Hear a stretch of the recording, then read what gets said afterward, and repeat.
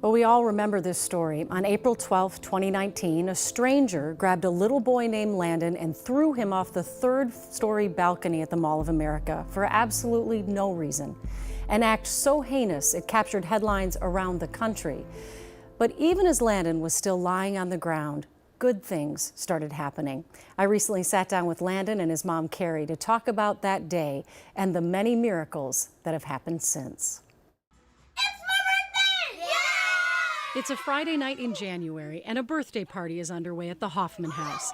This is the birthday boy, Landon. He turned 9 and is celebrating with some silly games and a slumber party. You probably don't recognize Landon, but I'll bet you remember his story and what happened to him nearly 4 years ago at the Mall of America. This is what he looked like on April 12, 2019.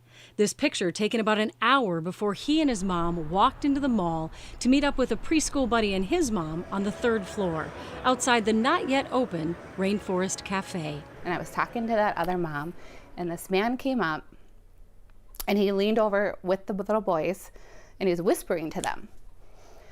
And I thought, that's strange. But Carrie assumed the man worked there and asked him if he was going to turn on the alligator. And he just looked at me like, no, and then kind of smiled. And then I said, do you not want us here? Because there was a big sign that said, please don't step on the rock. And the kids were stepping on the rock. And he said, oh, no, you're fine, you're fine. So Carrie says she stepped back. And that's when the man grabbed Landon, ran to the balcony, and threw him over the side. It was like, you can't move. You're just stuck. Carrie doesn't remember how she got down the 3 flights of escalators to Landon, who lay nearly 40 feet below. She just remembers screaming, which caught the attention of 2 pediatric nurses nearby. And they got there right after me and gave Landon CPR, and they kept saying different things like, we got a heartbeat. And I would say, yes, we got a heartbeat. I just was totally focused on Landon. As the nurses worked on Landon, Carrie started praying. I just believed right that second that God was going to save him. I said, no, the devil is not going to take his life. He is going to live. And I was focused, and I kept that. And I looked up, and everybody was staring, and I said, pray, just pray. You have to pray. And they did, out loud over her little boy.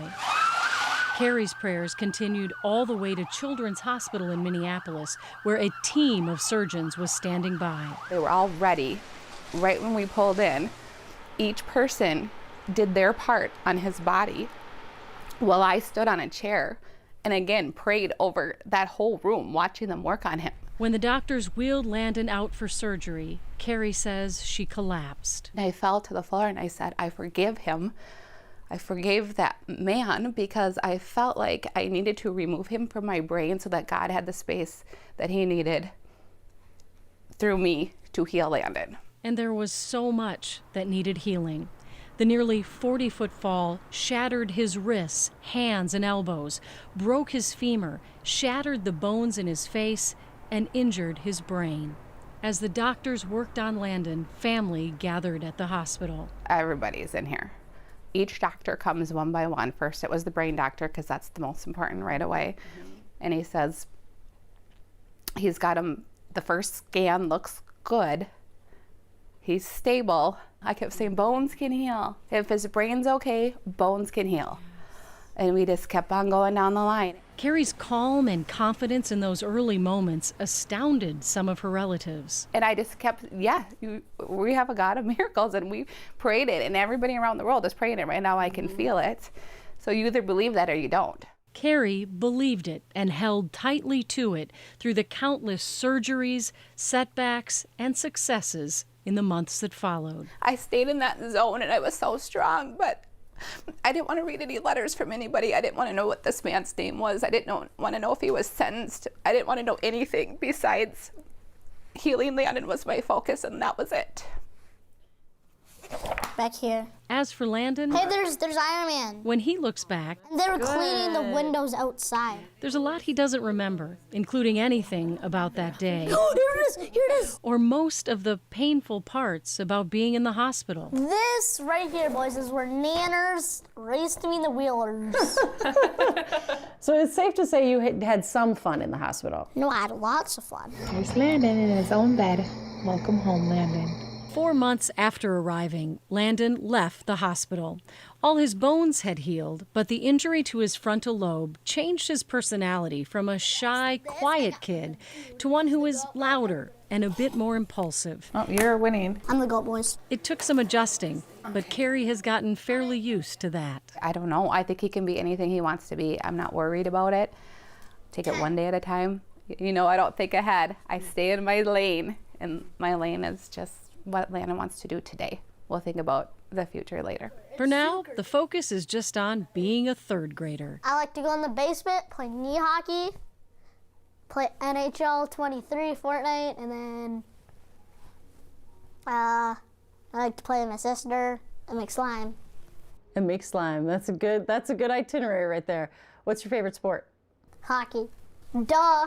As for how Landon feels, I feel normal. and after everything he's been through, that is just about the best gift of all.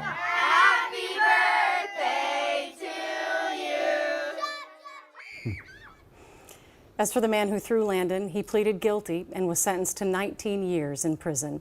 Carrie never watched 1 minute of the coverage of this story, nor did she attend any of the court hearings. She did, however, eventually read all those cards and letters sent to their family and wanted to thank all of you and everyone for their support and their prayers. That is a true miracle. Isn't it? It is a miracle. And we should say there is Landon's dad very much involved, obviously, a very loving, close family. He's got 2 older siblings. They didn't want to be part of the story, I understand. Carrie just felt very strongly because of what she believes Faith did. She wanted to share the story and said she won't be talking again, but she just wanted to say thank you. And Oh, it was nice that she shared it with yeah. you. Oh, and with all it of was such a us. privilege. It's one of my very favorite stories I've ever covered. It's just so hopeful, and they're such a wonderful family. So And he's so darn cute. Isn't he? He's got the mullet. He's ready to go. He's ready to roll. awesome. Oh, those awesome prayers kid. worked. Those Yes. prayers worked.